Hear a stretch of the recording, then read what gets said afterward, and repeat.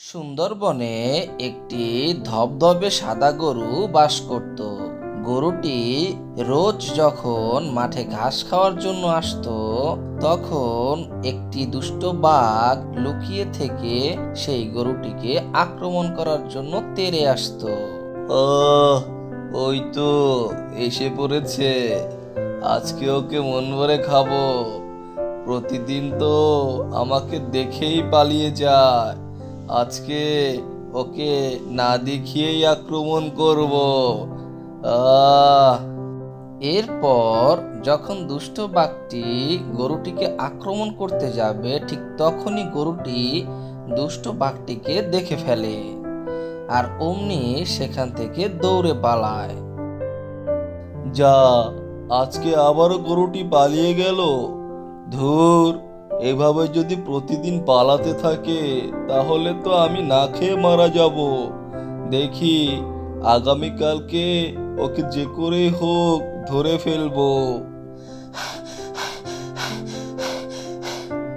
বড় বাচ্চা, বেঁচে গেলাম। প্রতিদিনই ও আমার সাথে এরকম করে, বনে একটু শান্তিতে আমাকে বসবাস করতে দিচ্ছে না। যখনই আমি মাঠে ঘাস খেতে যাই তখনই আমাকে তাড়া করে। বনের অন্যান্য মাঠগুলোতে তো যেতেও পাচ্ছি না, কারণ ঘাস তো শুধু ওই মাঠেই হয়। কি করব বুঝে উঠতে পারছি না। এভাবে চলতে থাকলে কোন দিন যেন ওই দুষ্ট বাঘের পেটে চলে যায়। পরদিন সকালে আবারও গরুটি সেই মাঠে খাবারের সন্ধানে গেল।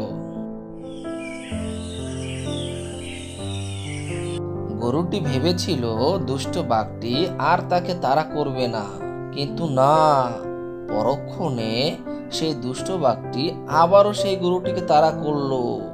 আর গরুটি দুষ্ট বাঘের তাড়া খেয়ে সেখান থেকে দৌড়ে পালালো।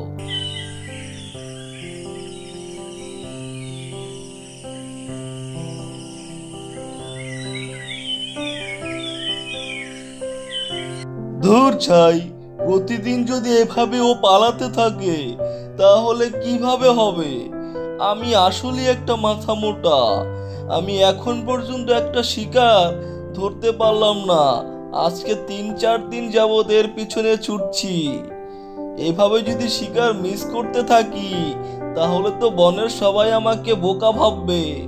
না, আগামীকাল যে করেই হোক ওকে আমি ধরে ফেলবো। বড় বাচ্চা, বেঁচে গেলাম। সেই দুষ্ট বাঘটি আবারও তাড়া করলো। এভাবে চলতে থাকলে তো আমাকে আর কেউ বাঁচাতে পারবে না। ও যেভাবে আমাকে তাড়া করে, আজকেও অল্পের জন্য বেঁচে গেলাম। না, আগামীকাল দেখি অন্য কোনো মাঠে যাওয়া যায় কিনা। কিন্তু অন্য কোনো মাঠে তো কোনো খাবারই নেই, তাহলে ওদিকে কোথায় যাব? যাক, কপালে যা আছে আবারও খেতে যাব। এমনও তো হতে পারে ও আমাকে 2-3 দিন যাবৎ ধরতে না পেরে আর এখানে আসলো না, তাহলে আমি মাঠে সুন্দরভাবে ঘাস খেতে পারবো। যাই, কালকে গিয়ে দেখবো কি হয়। পরদিন সকালে গরুটি যখন আবার ঘাস খেতে গেল, ঠিক তখনই দুষ্ট বাঘটি গরুটিকে তাড়া করতে করতে সেখানে চলে আসলো। কিন্তু অবাক করা বিষয়, গরুটি সেখান থেকে আর দৌড়ে পালালো না। তখন দুষ্ট বাঘটি অবাক হয়ে তাকে জিজ্ঞাসা করলো, কি হলো? তুমি আমাকে দেখে দৌড়ে পালাচ্ছ না কেন? দৌড়ে পালিয়ে আর কি করব? প্রতিদিন ঘাস খেতে আসি আর তুমি আমাকে এখান থেকে তাড়া করো। পেট ভরে খেতেও পারি না। না খেয়ে মরার চাইতে তোমার খাবার হয়ে মরাটা আমি মনে করি ভালো। হা হা হা, এতদিনে তোমার বুদ্ধি খুলেছে। তুমি আমাকে 2-3 দিন যাবৎ যেই পরিমাণ কষ্ট করিয়েছো, এই বুদ্ধিটা যদি 2-3 দিন আগে হতো তাহলে তুমিও কষ্ট পেতে না, আমিও কষ্ট পেতাম না। যাক, ভালো হলো। শোনো, তাহলে এখন চলে আসো, তোমাকে আমি মন ভরে খেয়ে নিই।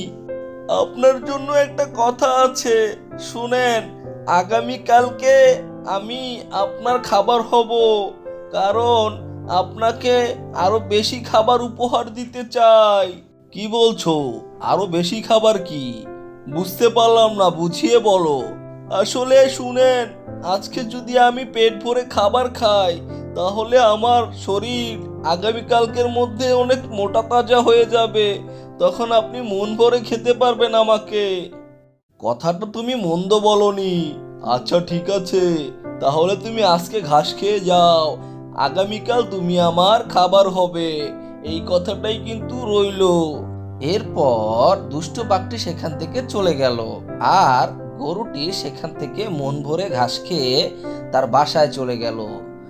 এরপর পরের দিন সকালে যখন গরুটি মাঠে আসলো ঘাস খাওয়ার জন্য, তখন তার সাথে করে একটি রশি নিয়ে আসলো, আর ওই রশিটি মাঠের পাশে থাকা গাছটির সাথে বেঁধে দিল। এরপর হঠাৎই সেই দুষ্ট বাঘটি সেখানে চলে আসলো। কি এসেছো? এখন আসো আমার কাছে, তোমাকে আমি মন ভরে খাই। আচ্ছা শুনেন, আপনি তো আজকে আমাকে খাবেন, তবে আমার মনের একটা ইচ্ছা রয়েছে। হ্যাঁ হ্যাঁ বলো, তোমার সকল ইচ্ছাই আমি পূর্ণ করব। আপনি আমাকে এই মাঠে না খেয়ে ওই গাছটার নিচে খাবেন, এটাই আমার মনের ইচ্ছা। কারণ এই মাঠে যদি খান তাহলে সবাই আমাকে দেখে ফেলবে, আর আপনার খাবারে ভাগ বসাতে আসবে। আর যদি আপনি ওই গাছের নিচে বসে খান তাহলে আপনাকে কেউ দেখবে না। ঠিক বলেছো, আচ্ছা চলো তাহলে। এরপর দুষ্ট বাঘটি আর গরুটি যখন ওই গাছের নিচে চলে গেল, ঠিক তখনই দুষ্ট বাঘটি গরুটির পাতা ফাঁদে পা দিতেই অমনি সে গাছে লটকে গেল। আর গরুটি বলতে লাগলো, ভালো হয়েছে, এবার এখানে লটকে দিয়ে শুটকি হও। তুমি আমাকে প্রচুর জ্বালিয়েছো, এখন দেখি তোমাকে কে বাঁচায়। সব সময় অন্যের ক্ষতি করার চিন্তা করো, তাই না? আজকে তুমি সেই ক্ষতির সম্মুখীন হলে। মনে রেখো, অন্যের ক্ষতি করতে নেই। যদি অন্যের ক্ষতি করো তাহলে অবশ্যই সেই ক্ষতি কোনো না কোনো ভাবে তোমার কাছে ফিরে আসবে।